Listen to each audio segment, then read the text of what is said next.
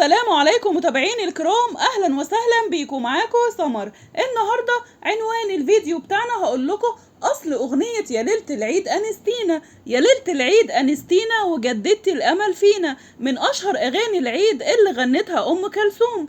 الاغنيه اللي ما زالت متربعه على عرش اغاني العيد في مصر والعالم العربي.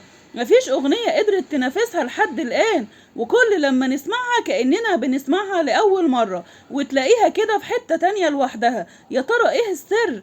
في مرة من المرات أم كلثوم كانت ماشية في الشارع وشافت بائع متجول بيردد كلمات أغنية وبيقول يا ليلة العيد أنستينا. عجبتها الكلمات جدا وحطتها في دماغها، وعلى طول كلمت بيرام التونسي وأحمد رامي وقالت لهم عايزين نشوف كلمات نكمل بيها الأغنية دي، وعلى طول ما كدبوش خبر.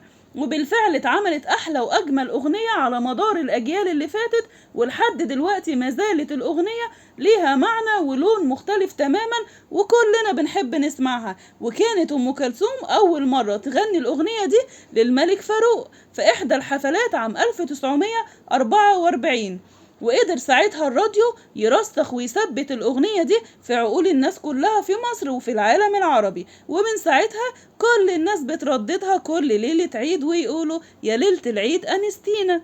بتمنى يكون الفيديو النهاردة عجبكم، وما تنسوش تتابعوني بقى واللايك والشير عشان الكل يستفيد. مع السلامة.